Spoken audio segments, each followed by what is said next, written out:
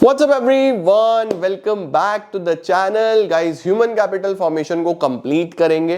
Human capital formation का एक part already आ गया है, इस पार्ट में इसको खत्म कर देंगे, ठीक है। और अकाउंट्स का आज जो वीडियो आ रहा है ना, इशू ऑफ डिबेंचर्स का 6 बजे या 6:30 बजे आएगा, क्योंकि थोड़ा बड़ा वीडियो है। बहुत ध्यान से देख लेना और तुम्हारा वो भी टॉपिक खत्म है आज, ठीक है। इसको भी कंप्लीट करते हैं, उसको भी कंप्लीट करते हैं। चलिए जल्दी से लेट्स बिगिन।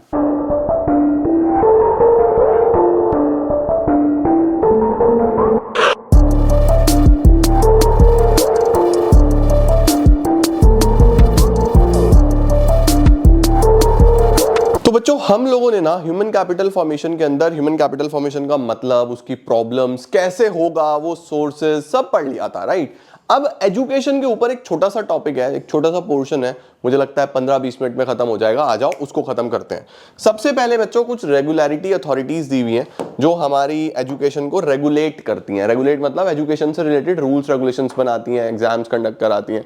एग्जाम कंडक्ट कराने के लिए अदर बॉडीज भी हैं, जैसे एनटीए वगैरह है जो आपका सीयूईटी कराता है, उसके अलावा जेई के एग्जाम्स कराता है, मल्टीपल एग्जाम्स कराता है। बट यहाँ पे रेगुलेटरी अथॉरिटीज की मेन बात हो रही है, ठीक है। बस फुल फॉर्म्स याद रख लेना कौन कौन सी हैं, जैसे एनसीईआरटी। एनसीईआरटी की फुल फॉर्म याद रखनी है, national council of education research and training. उसके बाद कॉलेजेस के लिए यूजीसी, यूनिवर्सिटी ग्रांट्स कमीशन, जो सारी यूनिवर्सिटीज को रेगुलेट करके चलती है। उसके साथ साथ AICTE for technical education, all India council of technical education. ये सारी बॉडीज आपको याद रखनी है जो एजुकेशन सेक्टर को रेगुलेट करती हैं। बढ़िया सर। इसके बाद बेटा ये इनकी फुल फॉर्म्स याद रख लेनी है। NCERT 1961, it is the apex body for curriculum related matters. जितने भी करिकुलम बुक्स वगैरह सब एनसीईआरटी बनाती है। यूजीसी, यूनिवर्सिटी ग्रांट कमीशंस, ये बेटा एक स्पेशल एक्ट ऑफ पार्लियामेंट से पास हुआ है। इसका मतलब ये एक स्टैट्यूटरी कॉर्पोरेशन है, ठीक है। और the main task is to coordinate, determine and maintain standards of teaching, examination, research in university education. Universities में पढ़ाई कैसे हो, एग्जाम कैसे हो, रिसर्च कैसे हो, ये सब बताता है। AICTE, all India council of technical education, ये टेक्निकल एजुकेशन के लिए सेटअप किया गया था as a national level apex advisory body. Advisory मतलब सजेशंस देना, एडवाइस करना, for proper planning and coordinated development of technical education system. उसके बाद बच्चों अगर हम एजुकेशन सेक्टर इन इंडिया की बात करें बेटा, तो आपको ध्यान रखना है कि अगर हम सरकार के खर्चे की बात करें तो क्या बोल रहा है, it indicates the importance of education in the scheme of things before the government. During 1952 से 2014 इट इंक्रीजेस फ्रॉम 7.92 से 15.7%। इसका मतलब जो गवर्नमेंट का टोटल खर्चा है ना, पहले सरकार अपने खर्चे में से लगभग 8% खर्च करती थी एजुकेशन पे, लेकिन आज लगभग 16% पे आ गई है, ठीक है। अगर हम जीडीपी की टर्म्स में, ग्रॉस डोमेस्टिक प्रोडक्ट की टर्म्स में इसको देखें तो गवर्नमेंट जितना प्रॉमिस करती है ऑफ कोर्स उतना खर्चा तो नहीं करती है। गवर्नमेंट बोलती है कि हम जीडीपी का 6% तक एजुकेशन पे लगाएंगे, लेकिन फिर भी 4% के आसपास सरकार लगाती है। As the percentage of GDP it expresses the proportion of income spent on development of education in the country. During the year 1952 से 2014 तक 0.64 से 4.13 पे हम आ गए हैं। मतलब बेटा किसी भी देश में ना एजुकेशन प्रायोरिटी पे होना चाहिए, लेकिन हमारे देश में बहुत पीछे रखा जाता है इसको, इसीलिए हम भी अभी काफी पीछे हैं। इसके बाद बेटा अगर हम बात करें कि सरकार का खर्चा क्यों इंपॉर्टेंट है, बेटा गवर्नमेंट काफी ज्यादा खर्च करती है एलिमेंट्री एजुकेशन पे, टर्शरी एजुकेशन पे भी बहुत इंपॉर्टेंट है, और अलग अलग स्टेट्स में अलग अलग प्रकार की एजुकेशनल अपॉर्चुनिटीज अवेलेबल होती हैं। जैसे यूनिवर्सिटी, सेंट्रल यूनिवर्सिटीज अलग अलग जगह पे हैं, अलग अलग स्टेट्स में हैं, अलग अलग जगहों पे हैं। उसी तरीके से सरकार के पास ना खर्च करने के लिए बहुत सारी काइंड्स ऑफ एजुकेशंस हैं, जैसे बिल्कुल प्राइमरी हो गई, सेकेंडरी हो गई, सीनियर सेकेंडरी हो गई, उसके बाद higher level university level education हो गई, टर्शरी लेवल हम बोल रहे हैं, एलिमेंट्री हो गई, ठीक है, 14 साल मतलब जो आप 8th के बाद वाले 8th तक के बच्चों की एजुकेशन देख लो। ये सब बच्चों अलग अलग प्रकार की क्लासेस बनाई गई हैं जिसपे गवर्नमेंट का अलग अलग जगह अलग अलग एक्सपेंडिचर दिया गया है। तो यहां पे क्या बोल रहा है, गवर्नमेंट एलिमेंट्री पे खर्चा करती है, टर्शरी पे बहुत इंपॉर्टेंट है, टर्शरी का मतलब हायर लेवल पे इतना खर्चा नहीं करती जितना एलिमेंट्री पे करती है, बट वो बहुत इंपॉर्टेंट हो गया है हमारे लिए, ठीक है।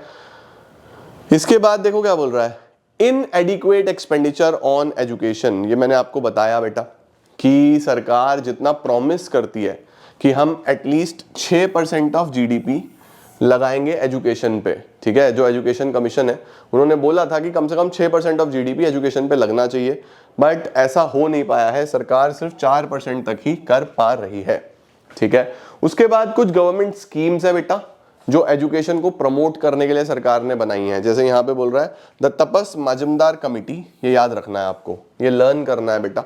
Appointed by Indian government, estimated an expenditure of 1.37 lakh crore over 10 years to bring all the Indian children in the group of 6 to 14 as under the purview of school education, ठीक है। मतलब तपस माजुमदार कमेटी सरकार ने appoint करी थी कि आप estimation लगाओ कि एजुकेशन पे कितना खर्चा करें ताकि हम हर बच्चे को एजुकेशन के परव्यू के अंदर ला सकें, यानी हर बच्चे को बहुत फ्री या बहुत सस्ती एजुकेशन हम प्रोवाइड कर सकें, ठीक है। उसके बाद बोल रहा है 2009 में गवर्नमेंट ने एक राइट टू एजुकेशन एक नया एक्ट बनाया ताकि फ्री एजुकेशन जो है वो फंडामेंटल राइट बन जाए सभी बच्चों के लिए 6 से 14 साल तक की उम्र वाले।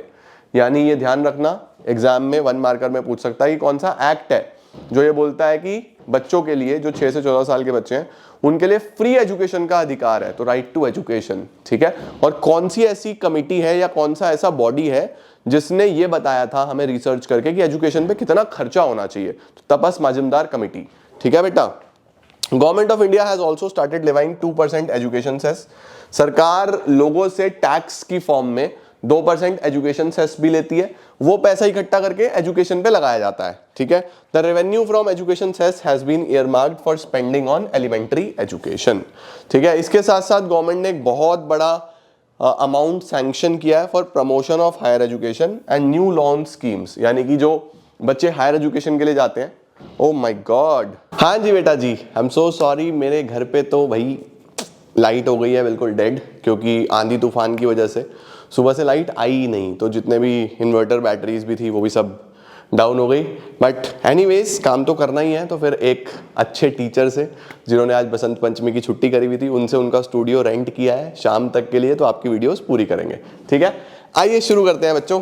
हम लोग ये पढ़ रहे थे कि तपस माजुमदार कमेटी के बारे में पढ़ लिया और किस तरीके से गवर्नमेंट अलग अलग प्लान्स लाता रहता है, खर्चा करने का प्रयास कर रहे हैं ऑल्दो कर नहीं पा रहे हैं एजुकेशन के ऊपर, ठीक है। इसके बाद बच्चों ये कुछ एजुकेशनल अचीवमेंट्स हैं, अगर आपसे पूछ ले तो आपको डेटा नहीं याद करना, बस ये ध्यान रखना कि जो एडल्ट लिटरेसी रेट है वो काफ़ी ज़्यादा बेटर हो गया है अगर हम ईयर बाय ईयर कंपेयर करके देखें, ठीक है, कि जितने भी एडल्ट्स हैं उनमें से कितने लिटरेट हम कंसिडर कर सकते हैं। लिटरेट कौन होते हैं? The persons who can read and right, ठीक है बच्चा।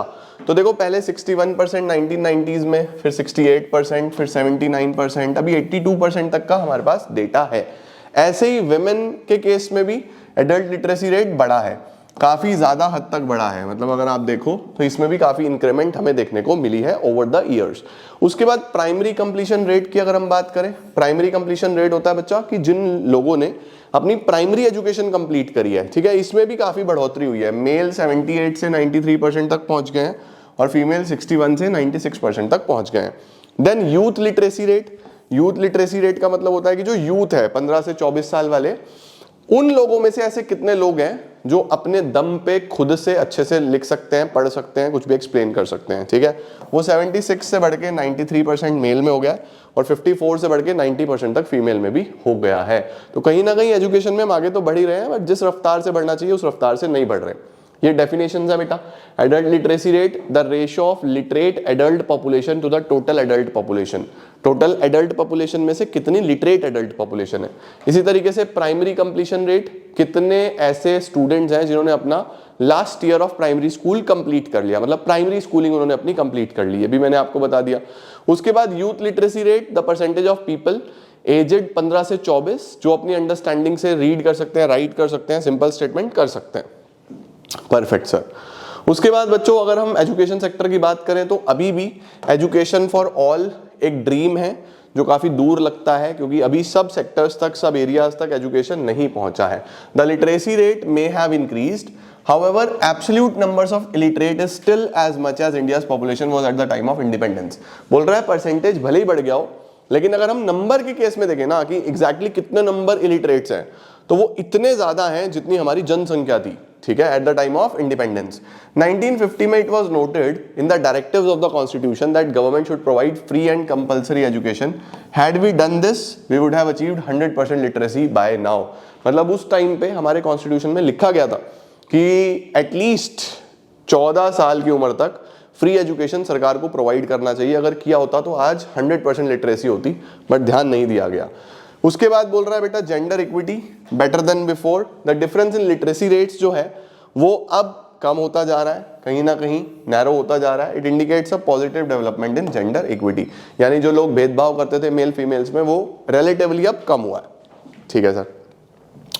उसके बाद बोल रहा है विमेन एजुकेशन में अभी भी काफी ज्यादा स्कोप है और उसको देखते हुए गवर्नमेंट भी कुछ स्कीम्स लाता है, जैसे Beti Bachao Beti Padhao, save the girl child, educate the girl child. ये 2015 में लॉन्च किया गया था ताकि अवेयरनेस आए, एफिशिएंसी बढ़े, और मेन जो ऑब्जेक्टिव थे याद रखना, जेंडर बायसनेस ना हो, भेदभाव ना हो लड़का और लड़की की पढ़ाई में। दूसरा, सर्वाइवल और प्रोटेक्शन हो सके गर्ल चाइल्ड का। गर्ल चाइल्ड को जो जन्म में ही मार देते हैं ना लोग, कुछ साइको लोग होते हैं, मेंटल लोग होते हैं, और भी मेरे पास बहुत सारे शब्द हैं उनको डिफाइन करने के लिए, बट मैं समाज के सामने वीडियो बना रहा हूं तो मैं नहीं चाहूंगा कि मैं कुछ भी ऐसा शब्द यहाँ पे बोलूं, बट आप मेरी इमोशंस को समझ सकते हो कि मैं क्या बोलना चाह रहा हूं। तो ऐसे लोग जो हैं इनका थोड़ा दिक्कत होती है, ये इंसान बनना डिजर्व नहीं करते, तो इनकी वजह से जो एक डिफरेंस था मेल फीमेल चाइल्ड में वो कहीं ना कहीं अब नैरो हो रहा है, वो चीज़ कम हो रही है क्योंकि अब लोगों में थोड़ी सी अवेयरनेस आ रही है। उसके बाद एजुकेशन एंड पार्टिसिपेशन भी अब बेटर हो रहा है। मतलब आप देख रहे हो हमारी जो लड़कियां हैं आज हर चीज़ में आगे हैं, हर चीज़ में अच्छे से आगे बढ़ के काम कर रही हैं, आगे बढ़ रही हैं। तो वो जो एक मैं बोलूँ कि वो जो कॉन्सेप्ट था ना डिफ्रेंसिएशन वाला, वो बहुत हद तक कम होता चला जा रहा है। इसके बाद बच्चों अगर हम हायर एजुकेशन की बात करें तो बोल रहा है कि इंडियन एजुकेशन सिस्टम जो है वो अभी जो पिरामिड है वो काफ़ी स्टीप है। ये दिखा रहा है कि भैया जो हायर एजुकेशन तक जो लोग हैं वो कम पहुंच रहे हैं। मतलब एक वही ट्रायंगल वाला हिसाब किताब है कि नीचे तो बहुत सारे लोग हैं, जैसे जैसे हम ऊपर बढ़ रहे हैं वैसे वैसे नंबर ऑफ पीपल कम होते जा रहे हैं। ठीक है sir. As per national sample survey office, NSSO कौन है? एनएसएसओ बेटा एक ऑर्गेनाइजेशन है जो काफ़ी सारी स्टैटिस्टिक्स, काफ़ी सारी डेटा, काफ़ी रिसर्च करता है, कलेक्शन करता है और फिर कुछ ना कुछ सर्वेज, कुछ ना कुछ फीडबैक्स, कुछ ना कुछ रिपोर्ट्स बनाता है। तो एनएसएसओ के अनुसार in the year 11-12 the rate of unemployment among youth males who study graduation and above in rural areas was 19%। 19% की बेरोजगारी थी। Their urban counterparts have relatively less level of unemployment। Urban में 16% का था और जो सबसे ज्यादा सीवियरली अफेक्टेड वंस थे वो यंग रूरल फीमेल ग्रेजुएट्स थी जो 30% तक अनएम्प्लॉयड थी। तो ये भी एक थोड़ा कंसर्निंग डेटा है। In contrast, only 3 to 6% of primary educated youth in rural and urban areas were unemployed. ये थोड़ा सा, क्योंकि प्राइमरी देखो, प्राइमरी लेवल एक छोटे लेवल की एजुकेशन है, इसमें परसेंटेज बहुत कम है बेरोजगारी की। ठीक है। The situation is yet to improve. Situation अभी हमें बेटर करनी है और बाकी धीरे धीरे चलती ही जा रही है। फिर बच्चों कुछ डेट्स है हमारे पास। एजुकेशन कमीशन रिकमेंडेशन ये कब आया था कि भैया आप 6% तक जीडीपी पे खर्चा करो। तपस माजमदार कमेटी की बात हो गई। राइट टू एजुकेशन हो गया। उसके बाद India was declared polio free. Polio एक बहुत बड़ी बीमारी थी, जो पोलियो ड्रॉप्स तुम्हें याद है, वो घर घर पोलियो 2 बूंद जिंदगी की, वो डाल डाल के बीमारी से छुटकारा पाया है हमने। बेटी बचाओ बेटी पढ़ाओ 2015। इतनी इंपॉर्टेंट डेट्स नहीं है बट फिर भी पढ़नी तो है ही। तो बेसिकली ये जो पार्ट था इस चैप्टर का, ये एक रीड ओनली, थोड़ा सा पढ़ने वाला पार्ट है, थोड़ा सा लर्न करने वाला पार्ट है। जो समझने वाला पार्ट था वो लास्ट में हो गया था। ये चैप्टर भी खत्म है बच्चों। 4 चैप्टर हमारे बचे हैं, वो भी हम फटाक से कर लेंगे। ठीक है, अभी के लिए इतना ही। Thank you so much. Keep growing, keep glowing and keep smiling.